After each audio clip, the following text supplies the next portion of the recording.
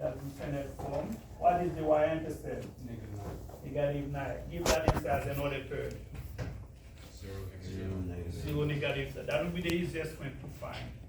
The y-intercept will be 0, negative 9. It's always 0, C. That's your y-intercept.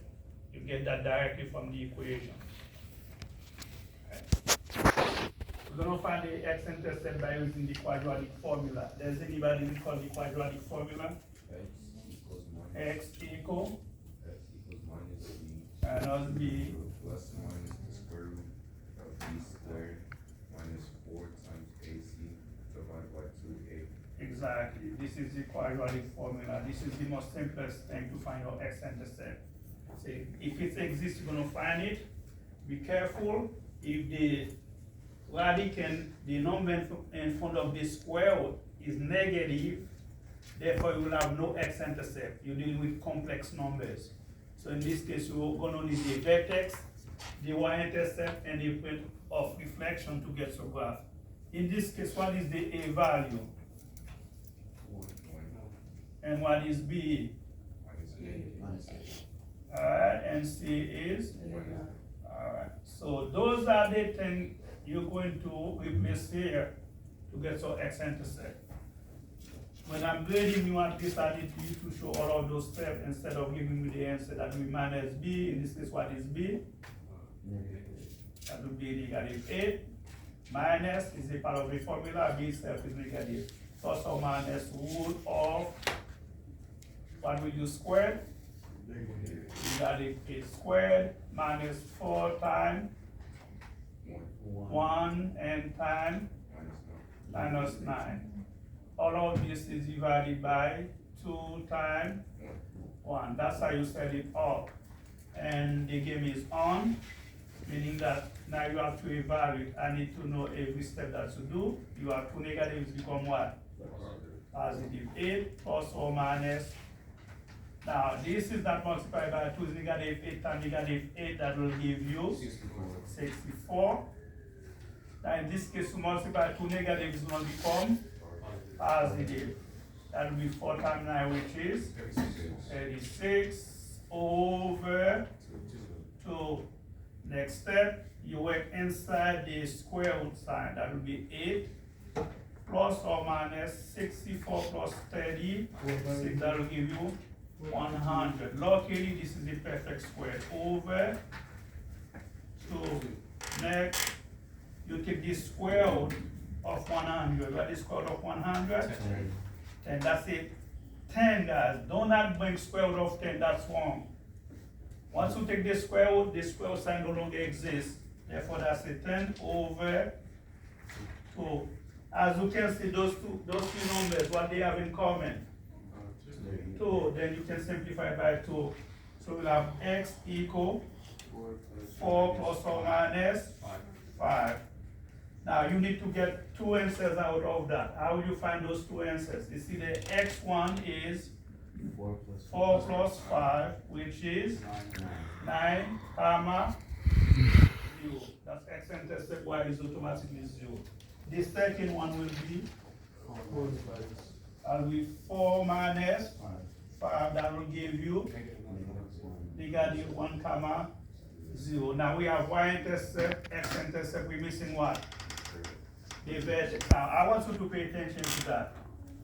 This is a part of your answer. This is minus b over 2a. This is your x-axis of symmetry. You can get that directly from this problem here.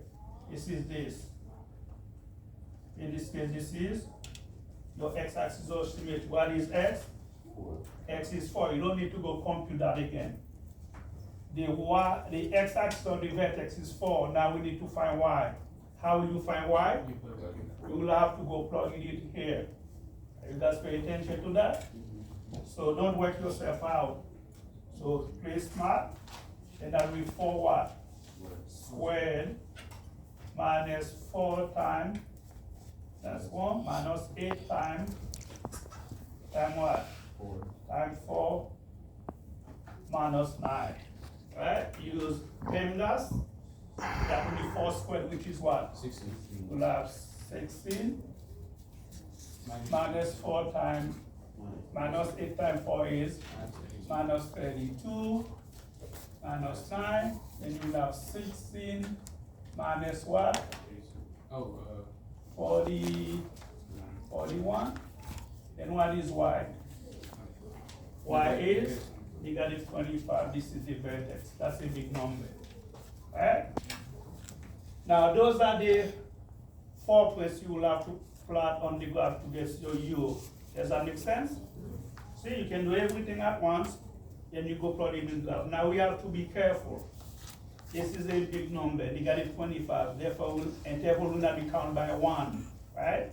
We have to increase the interval. At least we're going to count by what? By 5. So, let's say every 3 squares is 5 units. That would be 5. That would be 10, right? That would be what? 15. That will be 20, and this one will be 25. That's negative 25. Negative 20, negative 15, negative 10, and negative 5. This will be positive 5, positive 10, and this will be negative 5, negative 10, and we go 5, 10, and 15. So one of the points is negative 1, 0.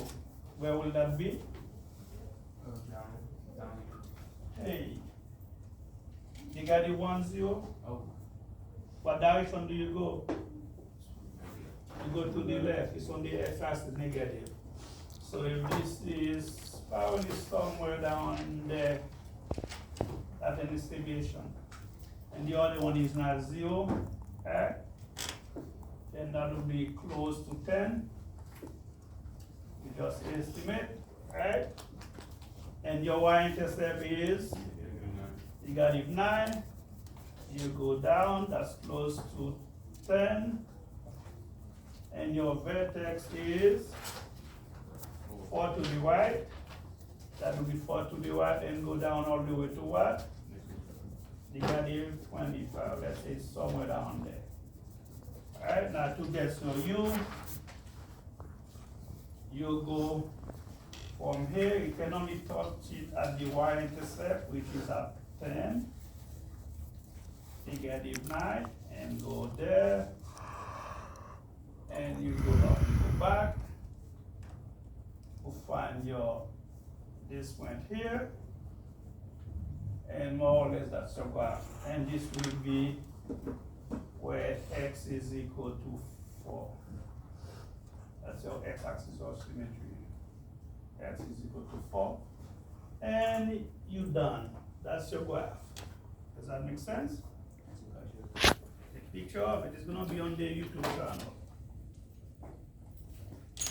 That's it.